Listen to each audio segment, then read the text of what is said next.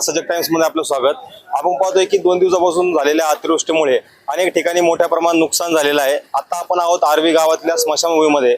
या स्मशानभूमीची दयनीय अवस्था झालेली आहे।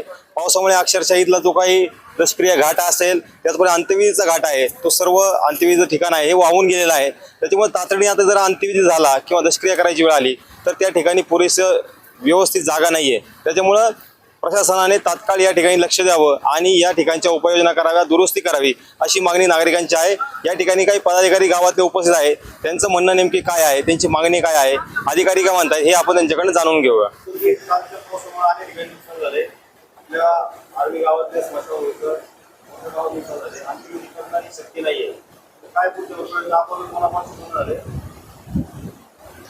काय झालंय आता सध्या ह्या 3 दिवसाच्या पावसामुळे संपूर्ण जिल्ह्यात नाही तर म्हणजे आपल्या तालुक्यात तर फारच प्रचंड मोठं नुकसान झाले।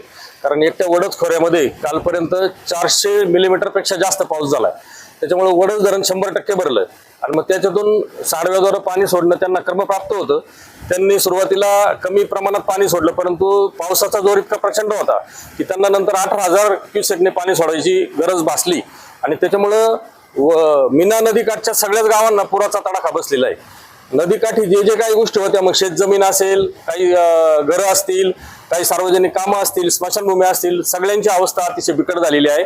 त्यातल्या त्यात आर्वीच्या स्मशानभूमीची अवस्था अजूनही बिकट आहे, आणखीनच बिकट झालेली आहे। कारण आपण पाहिले वरपासून येताना बरेचसे मीना नदीवरच्या पुलांना सुद्धा त्या ठिकाणी बरंचसं डॅमेज झालेलं आहे। बरेचसे पुलांचे कठडे वाहून गेलेले आहेत, त्यांच्या कडेचा भरावा वाहून गेलेला आहे। जे काही केटीवेअर आहेत, केटीवेअरच्या कडेचे पण भरावे खचलेले आहेत आणि आता या ठिकाणचा केटीवेअरच्या शेजारी स्मशानभूमी असल्यामुळं याचं पाणी ओव्हरफ्लो झालं। स्मशानभूमीचं फार मोठ्या प्रमाणामध्ये या ठिकाणी नुकसान झालेलं आहे। परंतु झालेलं नुकसान आता हे अर्जंटमध्ये उद्या परवा परत काही मोठमोठ्या दशक्रिया आर्वी गावामध्ये आहेत। श्रीराम भाऊ गाडवे यांची दशक्रिया परवाच्या दिवशी या ठिकाणी आहे। त्याचप्रमाणे अंत्यविधीचं जे ठिकाण आहे त्या ठिकाणी सुद्धा सगळं वाहून गेले। म्हणजे एखादा जर अचानक एखाद्याचा विधी करायची वेळ आली तर त्याला सुद्धा फार मोठ्या प्रमाणात अडचण येऊ शकते। म्हणून सगळी ग्रामस्थ मंडळी, ग्रामपंचायत आणि सगळे पदाधिकारी या ठिकाणी उपस्थित होते। त्यांच्या उपस्थितीमध्ये या ठिकाणी पाहणी केली।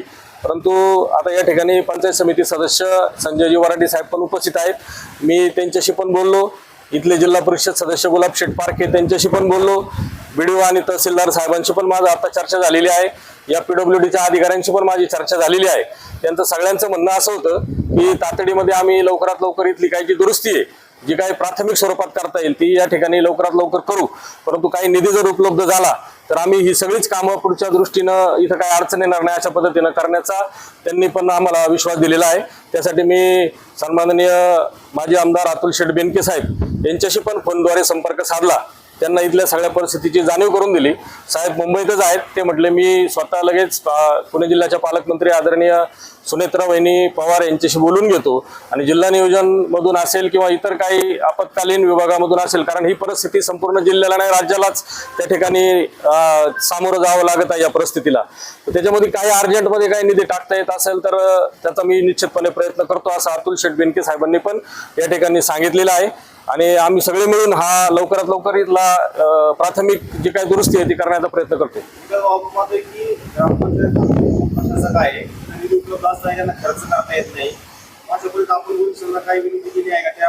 हा, तर आता त्यांचं म्हणणं अधिकाऱ्यांचं असं आलंय की काही आता हा प्रश्न थोडा न्यायालयीन गोष्टीत प्रलंबित आहे, तर त्याच्यामुळे ग्रामपंचायतला पण काही लिमिटेशन्स आलेत की त्यांना काही अशा अर्जंटमध्ये काही खर्च करायचा असलं त्यांना बीडीओची परवानगी घ्यावी लागेल, तहसीलदारची परवानगी घ्यावी लागेल किंवा वरिष्ठ कार्यालयाची परवानगी घ्यावी लागेल। तर ती कार्यालय सरपंच या ठिकाणी माझ्यासोबत आहेत, त्यांचंही बोलणं झालंय अधिकाऱ्यांशी।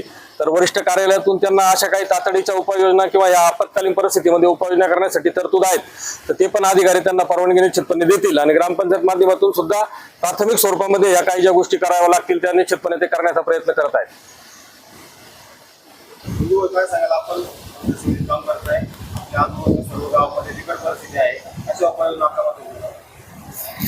गेले 24 तासात प्रचंड स्वरूपात या ठिकाणी पर्जन्यवृष्टी झाल्यामुळं या ठिकाणी संपूर्ण मीना खोऱ्यात हा मोठ्या प्रमाणात नदीला पूर आल्यामुळं निमदरी असेल, त्याचप्रमाणे सावरगाव असेल, या ठिकाणचे पूल वाहून गेले। परंतु तात्काळ त्या ठिकाणी काहीतरी उपाययोजना पाहिजे म्हणून आपण सावरगावच्या पुलाच्या कठड्याचं काम करून घेतलं। त्याचप्रमाणे काल या ठिकाणी आम्ही आलो असता या आर्वीच्या स्मशानभूमीमध्ये स्मशानभूमीतून आतून पाणी चाललं होतं आणि रस्ता या ठिकाणी खचलेला आहे. भयानक परिस्थिती होती पावसाची, कारण या ठिकाणी चिटीवर असल्यामुळे तर पाणी असं उचलून आपटतं आणि त्यामुळे मोठ्या मोठ्या प्रमाणात खचलेलं आहे. तर त्यावेळेस गावातले सामाजिक कार्यकर्ते काही स्वरूपात या ठिकाणी होते, सरपंच होते, काही पदाधिकारी होते. आम्ही पाहणी केल्याच्या नंतर या ठिकाणी अशी परिस्थिती होती की या ठिकाणी येणं सुद्धा मुश्किल होतं. परंतु आज सकाळीच विकास भाऊंचा फोन आला तर आर्वीला आम्ही आलेलो आहे, कारण श्रीराम भाऊंची दसक्रिया आहे आणि त्या निमित्ताने संपूर्ण तालुक्यातूनच नव्हे तर त्यांनी तांबटाचं मार्केट चालू करण्याच्या संदर्भात त्यांचा फार मोठा वाटा आहे. त्यामुळे संपूर्ण राज्यातून या ठिकाणी लोक येणार आहेत. त्याचं गांभीर्य लक्षात घेऊन या ठिकाणी आम्ही आल्याच्या नंतर ही पाहणी केल्यावर हे तात्काळ करणं गरजेचं आहे. तर मी इथं आल्यानंतर आमच्या BDO साहेबांना फोन केला, त्याचप्रमाणे आमचे इंजिनियर पांचाळ साहेबांना फोन करून आमचा जो कॉन्ट्रॅक्टर आहे त्याला तात्काळ या ठिकाणी बोलून जी आपल्याला काही या आपत्कालीन मधून व्यवस्था करता येईल ती व्यवस्था करून या ठिकाणची दसक्रिया असतील त्याचप्रमाणे अंत्यविधीसाठी आपल्याला 2 दिवसात या ठिकाणी तयार करण्याचा आम्ही प्रयत्न करू.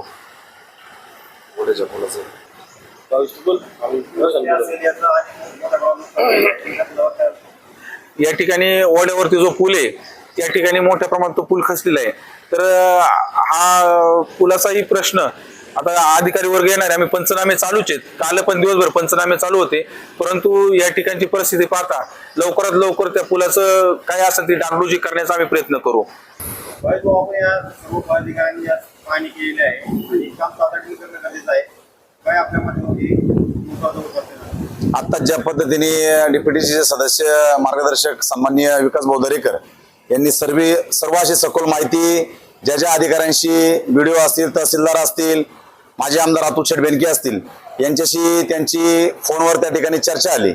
आपले अतुल शेठ या ठिकाणी मुंबईला त्या ठिकाणी आहे. तातडीने या सर्व व्यवस्थे बाबतीत काय आपल्याला उपाययोजना आपल्याला करता येतील या संदर्भामध्ये विकास भाऊंना त्या ठिकाणी त्यांनी फोनवर त्या ठिकाणी काही सूचना केलेल्या आहेत.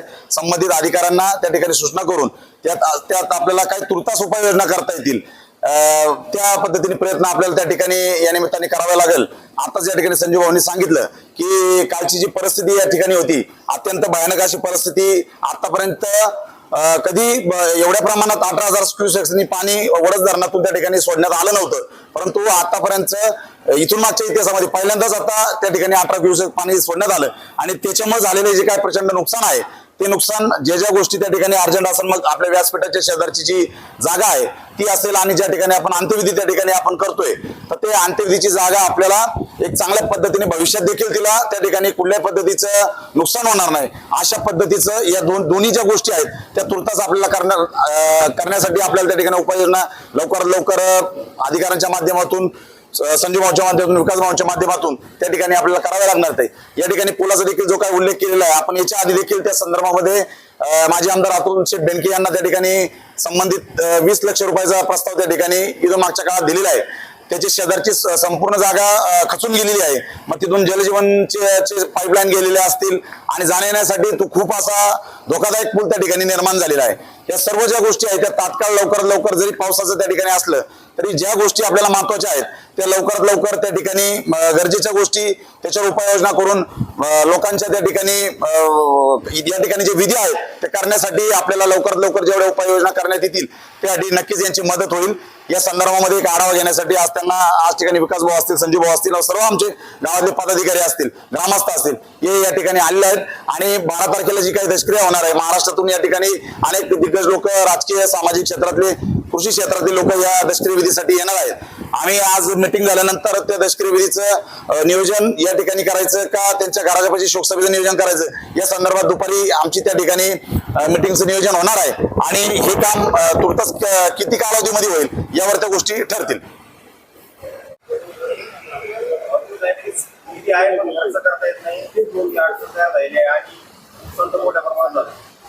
आता सांगायचं झालं तर ग्रामपंचायतीची मुदत ही 8 फेब्रुवारी 2025 रोजी संपलेली आहे, 26 रोजी संपलेली आहे. ती संपल्यानंतर इलेक्शन जे आहेत त्या पुढे ढकलल्या गेल्या आहेत. त्याच्यामुळे प्रशासक नियुक्ती झालेली आहे. पहिले प्रशासक नियुक्ती सर्कल गट विकास अधिकाऱ्यांची झाली होती, त्यानंतर परत एकदा कोर्टाने निर्णय दिला की सरपंचांची प्रशासक म्हणून नियुक्ती करायची. ती नियुक्ती करत असताना बाकीचे प्रशासकीय खर्च करायचे अधिकार सोडून बाकीचे इतर सर्व अधिकार हे शासनाने रोखून ठेवलेले आहेत. त्यामुळे आता अडचण अशी आहे की आपत्ती व्यवस्थापनामध्ये खर्च करणे अनिवार्य आहे, परंतु काही कारणास्तव जी शासकीय अडचण आपल्याला आहे, कोर्ट निर्णयाची अडचण असेल, बाकी अधिकाऱ्यांचीही असेल, त्याच्यातून आपल्याला काही अजून त्यांचा तसा काही मेसेज असेल किंवा तसा ठराव काही आपल्याला मिळालेला नाहीये. त्यामुळे आता या आपत्ती व्यवस्थापनामध्ये अडचण अशी झालेली आहे की ग्रामपंचायतीकडे निधी भरपूर प्रमाणात आहे, ग्रामपंचायतीकडे खात्यावर पैसे आहेत, परंतु ते खर्च करता येत नाहीयेत. त्यामुळे संबंधित अधिकारी असतील, त्याचप्रमाणे आता या ठिकाणी आपले उपस्थित विकास भाऊ असतील, तसेच आमचे पंचायत समिती गणाचे सदस्य संजू भाऊ असतील, यांनी देखील BDO साहेब असतील, तहसीलदार असतील, मी गावचा प्रथम नागरिक या नात्याने त्यांना विनंती केलेली आहे की तुम्ही BDO साहेबांशी, तहसीलदार साहेबांशी बोलून आपत्ती व्यवस्थापन मधून जो काही खर्च करायचा असेल, आता सांगायचं झालं तर सगळ्यात मुख्य कारण म्हणजे या ठिकाणी जी दशक्रिया आहे 12 तारखेला, ती आरवी गावचं भूषण, कृषीभूषण माननीय श्री स्वर्गीय श्रीराम भाऊ गाडवे यांची दशक्रिया विधी आहे. या दशक्रियेनिमित्त या ठिकाणी आपण अंत्यविधीचा कार्यक्रम कदाचित पाहिला असेल. त्या ठिकाणी एवढ्या पावसात देखील असंख्य जनसमुदाय या ठिकाणी त्या अंत्यविधीसाठी उपस्थित होता आणि आता हे अशा वातावरणात या ठिकाणी दशक्रिया विधीसाठी संपूर्ण राज्यभरातून असेल, जिल्ह्यातून असेल, जे कृषी वर्गातील शेतकरी असतील किंवा भाऊंच्या संबंधित जी लोक असतील, ही सर्व या ठिकाणी असंख्य जनसमुदाय या ठिकाणी उपस्थित राहणार आहे. परंतु आज परिस्थिती अशी आहे की या अतिपर्जन्य पाऊस झाल्यामुळे जे स्मशानभूमीचं आपलं नुकसान झालेलं आहे, त्यामुळे या ठिकाणी आता अडचण आपली अशी झालेली आहे की ना दशक्रियासाठी ना अंत्यविधीसाठी आपल्याकडे जागा आहे. त्यामुळे शासनाने असेल किंवा BDO साहेब असतील, तहसीलदार साहेब असतील, त्यांनी लवकरात लवकर काही ना काही तरतूद करून किंवा आपले या ठिकाणी माजी आमदार अतुल शेठ असतील, त्यांचे प्रतिनिधी म्हणून या ठिकाणी आपले जिल्हा नियोजन समितीचे सदस्य विकास भाऊ असतील, तसेच आमचे पंचायत समिती गणाचे सदस्य संजू भाऊ असतील, यांच्या निधीमधून किंवा शासकीय फंडातून जे काही पैसे मिळतील त्या पैशातून तुर्तास आपल्याला जे प्राथमिक दुरुस्ती करायची आहे ती 12 तारखेच्या आत होऊन जावा अशी मी सरपंच म्हणून या ठिकाणी विनंती करतो.